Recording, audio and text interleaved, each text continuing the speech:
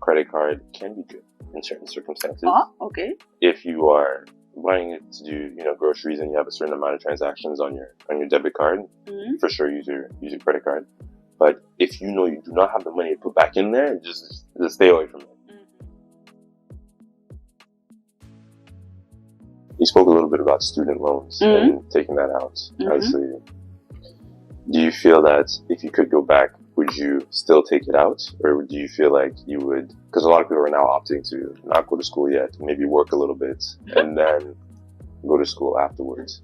If you were to go back, would you make the decision to take a couple of years off to work, or you still stand by, you'd go take the student loan and study and then pay it back afterwards? I think it depends on your situation. I work for after school, I work for about 2 years, but that doesn't mean I can cover all my, all my tuition or anything, because I'm living by myself. I'm doing everything by myself, and we know with inflation and everything else, it's not really easy to live on your income without having to have some small debts or something like that. So even if you take some years, could be 2-3 years, for some people it might not be really easy to go to school without having a student loan or something like that. Déjà, les paiements de ça sont pas douces, là. So Vraiment pas. The moment they find out you're no longer in school, you're going to be like, hey, I gotta send you that email. Even when for example, when I finished my undergraduate, they're already sending me messages like, hey, big head, remember us? Give us our money back. And they are coming for you.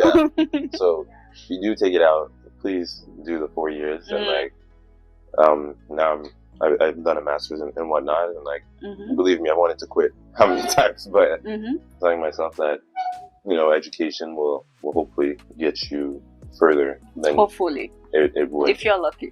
Yes. A lot of people these days they do get a degree in something, but they don't end up using it entirely. Yeah. And that's okay. That's completely fine. If you don't end up using it, it's completely fine. At least you went and you had cette base-là. Et then après, si tu décides que tu veux faire quelque chose d'autre, tu peux faire quelque chose d'autre après. So, there's that. Yeah. Yeah. You only have one credit score. I think, that's fact. And you have one credit score from 300 to 900. So everything higher than 650 is considered like a good credit score. Yeah. If you're under that, not a very good one. I'm not gonna judge, but it's not the best. You can do better than that. And having a good credit score means that you're gonna have less interest on some debts, some loans, and also that you can, borrow more money easily. It's not always the case, but it's a first step. Having a good credit score opens some doors for you. Okay. So how does one say you need above 650 minimum? So how does somebody with, for example, bad debt get to a good credit score? Okay, that's a nice one. First of all, pay your debts. That's the one. You should pay your debts on time, also in full if possible, like credit card debts. Pay them in full. You can also start with the biggest debt you have with the highest interest. You can start with that one, pay it first, and go to the small amount. Also, not having a lot of different credit cards that can also help you. I always said about credit cards being you. And also learn to manage your money. It's all about managing your money. Learn how to make your money grow, and really learn and manage your money. We've spoken a lot about managing or being able to manage money. what would be somebody's, I guess, first step if they want to gain that financial literacy? Because a lot of us, it's sort of essayer, on apprend juste en faisant. But if you were to give yourself advice when you were 18, when you turned 18, what would you tell yourself to do to be able to get financial literacy? Well, you're an accountant, but for the rest of us who are not very financial, literate, what would be your advice? Find some good resources, I would say. You can listen to podcasts, read some books, even some TikTok. Even TikTok, I know it's not the best, but you can even learn on TikTok, IG, YouTube. Like, there are so many ways to learn, and even if your parents don't take the time to teach you about finance, you can do it by yourself. Also, as an adult, there is no reason for you to not take the time to learn, okay, how to manage my money. Should I use 50% and more of my credit card, or should I try to stay about 30%, 40% saving and everything like that? So do it by yourself if there is no one else to teach you how to do it. You're that community? À ton grand âge, là. Moi, sur YouTube. Non, mais attends, tu es sur TikTok, mais vas-y, check au moins tout ce qui est investment and everything else. Yeah. I think we do spend a lot of time on our phones anyway, so might as well use something useful with it. Tu vas probablement tomber sur cette partie de l'algorithme si tu commences à chercher. Donc, tu es déjà là, mais vas-y, check les autres vidéos aussi. C'est ça. Non, c'est vraiment vrai. Avec tout ce qui est à la disposition de nos doigts en ce moment. C'est pas les ressources qui manquent, honnêtement. Ouais, c'est le vouloir qui manque. Throwing shade there, but no, okay. But, ouais, non, c'est comprenable que je pense que, comme tu l'as mentionné, on doit prendre l'initiative et le vouloir de le faire. And like, we all want to be wealthy and be able to, even if we didn't come from a rich family, have that rich family come from us. Yeah. But the first step is management, as Wadna has been saying this whole video. So, true or false, or well, myth or fact, Black people need to relearn concepts of money and finance. What do you have to say about that? I'm going to say yes.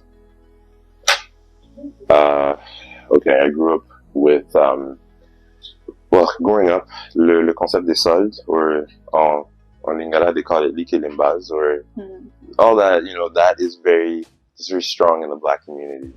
Whereas, whenever, I don't know, des fois, it seems to me that people are putting themselves in debt to be in that situation. Well, it'd be like, here's my conversation with my mom. Mike, j'ai besoin de $200. I'm like, for what? He'd be like, oh, j'ai besoin d'ajouter pour que je mette dans mon solde. I'm sorry, mom, but if you see this, and I'm like, but, you could potentially do it yourself. She's like, no, I think, like, I just gotta wait 10 months, and then in 10 months, like, I'll have the money correctly. But you're killing yourself to put yourself through those 10 months instead of, like, saving with your own means, right? And then saving with what you can. And I think for some people, they need it. Like, they need to be able to sort of give it to a third party so they don't access it, and then they can just let it grow. And then, but I feel that it's good that we're helping each other out as a community, but we also have to be able to do it internally with ourselves too, because then we're sort of teaching our kids that the only way you can save is if you have a third party, or else you are not able to put yourself in situations where you're able to be disciplined enough to save yourself, that when you see money on the side, it's, even if it's not in an FSRA or whatnot, and it's just in your checking and your saving, you don't have to use it because it's there. Like, you can let it grow. And maybe thinking about investments, because my parents don't know anything about investments. It's really just save the money, but the money's just sitting there not really doing anything. Like, whereas it could be growing, whereas you could be putting it in stocks and ETFs, you could be buying investment properties or anything of that nature, whatever floats your boat type of thing. I think that needs to be retaught, parce que les Blancs sont en avance de nous, just straight. Comme eux, ils savent déjà tout ça depuis. Ils sont déjà sur les marchés financiers, ils sont déjà en train de... Tu peux parler à qui que ce soit, ils vont dire, ouais, mon père m'a montré que mon père XY dès un bas âge. Et nous, on est en train de regarder comme, hein, t'as fait quoi? Ils vont dire, oh, j'ai acheté Disney, par exemple. t'as acheté Disney. Mais non, il a acheté juste une portion, une action de Disney. Et là, éventuellement, ça commence à grandir. Par exemple, avant la pandémie, si t'avais acheté Zoom, là, waouh. Mais dans la majorité du cas, comme nous, on sait pas. Il y a vraiment peut-être un petit nombre des gens dans la communauté qui sont au courant du fait que, regarde, il faut pas seulement faire avec ce que nous on a, mais leverage the other opportunities that are out there to build our wealth long term. So I think, yes, Black community definitely needs to relearn financial literacy, especially in this capitalist society. Use it to your advantage because it's trying to use you to their advantage. So there's that. That's my 2 cents. J'ai rien à dire. Je pense que tu as totalement tout dit. Definitely relearn, but also we have to teach the children. We have to teach them. Yeah. Because there is no way that as parents we don't take the time to talk about money to the children. There's no reason. Yeah. I know that we lack some financial literacy, but if we are learning, we can also teach them, because they should know about savings, they should know about investment, debt, and everything else, and knowing that not all credit cards are evil, but you should know how to manage it, stuff like that. And also, there's something I think we should, I don't know if we can really change that, but maybe work on it. It's the fact that we are spending, but most of the time just to show off. That's something I think we should work on it, because on the long run, it's gonna be better for our finance. Yeah. That's my opinion, but we definitely have a lot of things to relearn and teach the next generation. 100%. I think the part about teaching the next generation is very important. I feel that maybe our parents had a little trauma surrounding money as well. There's a lot of trauma and like more negatives and positives with money.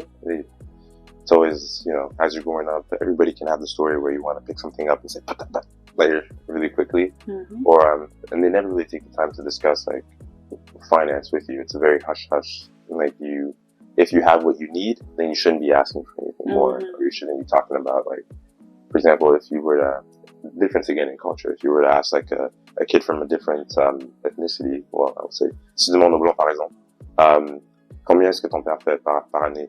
And like the father would be happy to tell him, like, I make this much, etc., etc. If I ask the same thing to my parents, would be like, why do you need to know that for? Like, why do you need to know how much I'm making or whatnot? And then for when you grow up, you don't exactly know what's sort of a good range to be in, or when you're looking for employment or whatnot. For example, when I really started working, chaque fois qu'on me donnait un offre, like, je ne risquais pas, je disais, well, how much you want to give me? All right, cool. And I'm just signing it. And then when you start talking to other people, they're like, you're maybe getting paid a little less than you should be. You should be getting paid, or like your value is more than what you're sort of accepting and getting. So I think if this is a tough question, then feel free to chime in. How do we sort of unlearn the trauma that's been passed down through our parents, so we don't continue passing it down to our future generation? I think maybe a psychotherapist can answer that, because I know for a fact that it's gonna be a long journey. That's all I know, but I cannot answer to that. Mentors.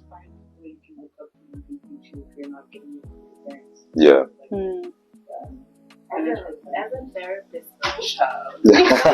honestly, because you know what they're talking about is because I never, up until now, had any conversation to do with money with my parents. And it's just like when I started working, I had to just figure it out. Like even now, but if I do bring it on a table that I have this, for example, sometimes I can also buy things. Like, is it something that could be brought to therapists?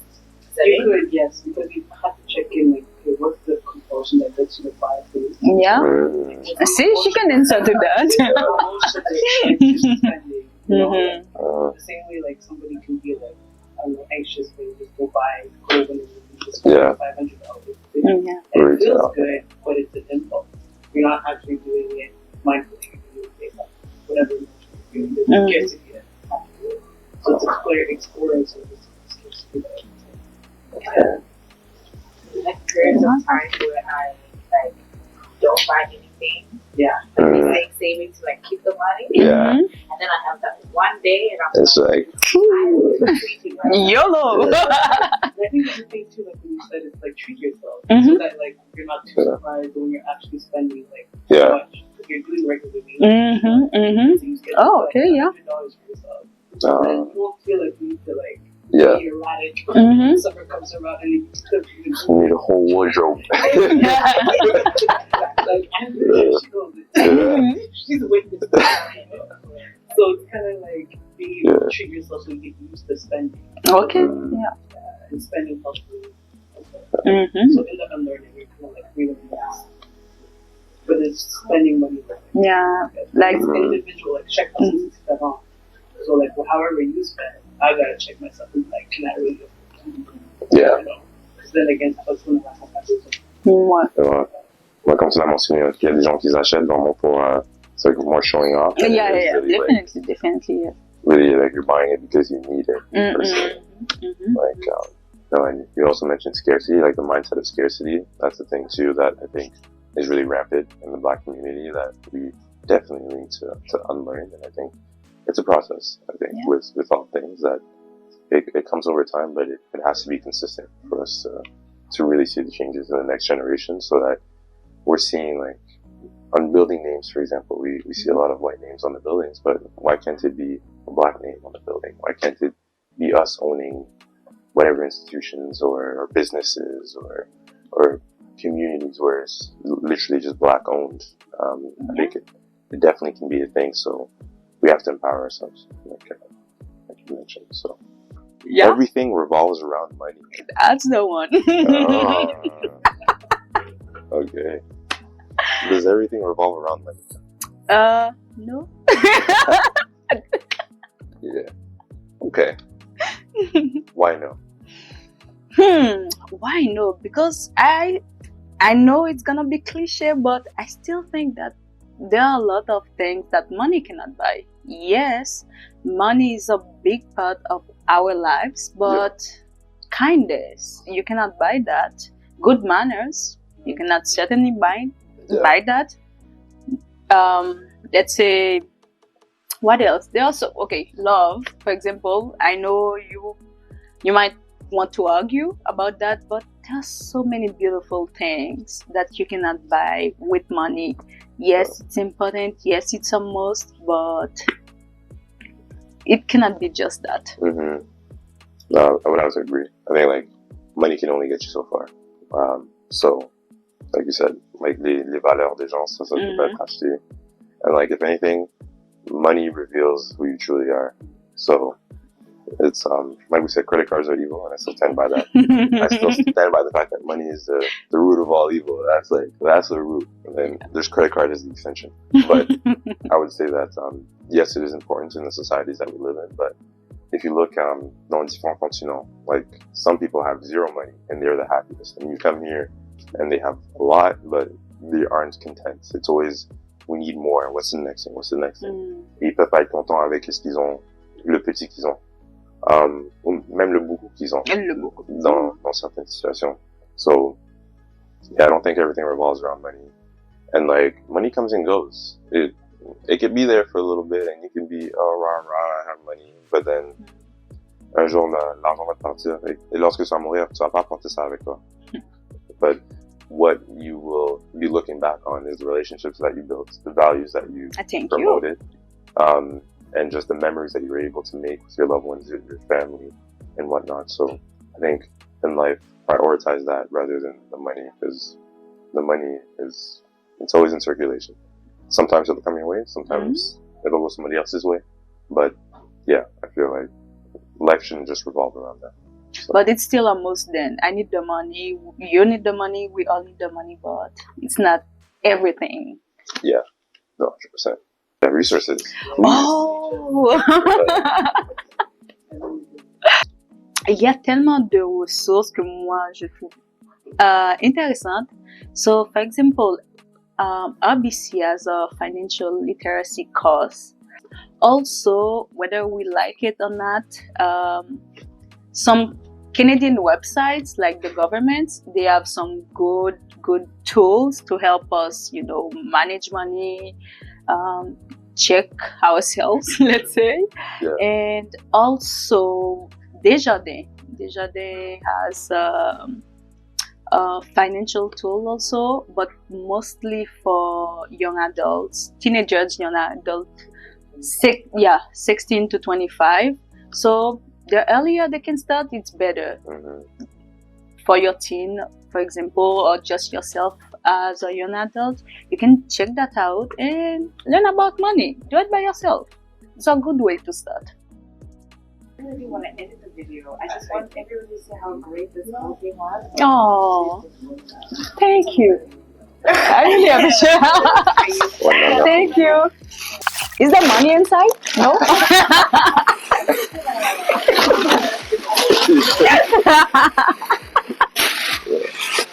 I really appreciate that. Thank you. I want to open it Okay. Oh. No, I'm gonna open it at home. Take my time. You guys don't get to see it. No. Sorry. Thank you. So yeah, I think that's it. It was nice talking to you. Well, no, thank you for imparting your wisdom on us and for clearing up some myths and giving some statements. And I don't know if you are taking on clients or whatnot, and you wanna tell. Pretty soon, I'm gonna start doing that. So it's gonna be more like a bookkeeping business, but only for small companies, small businesses. Let's say you're starting with your side hustle, and you need an accountant to take care of some matters for you. So I'm gonna be done doing that, and pretty soon. Amazing. So let's see what's coming up, or we'll put the info in the description box. Yes. You guys can check Wadna out, or Wadna. See, Wadna. Exactly, that's what I say. Wadna, D in the middle. Wadna. C'est quand je l'avais lu sur le document, je suis comme, est-ce que c'est un typo, or is it like no? For real? Wadna, not Wanda, please. Wadna. So yeah, don't make a mistake I just did. When you're contact, come correct. But cela étant dit, merci beaucoup à tout le monde qui a regardé, et please catch us on the next episode. And again, Wadna. Thank you so much. See you.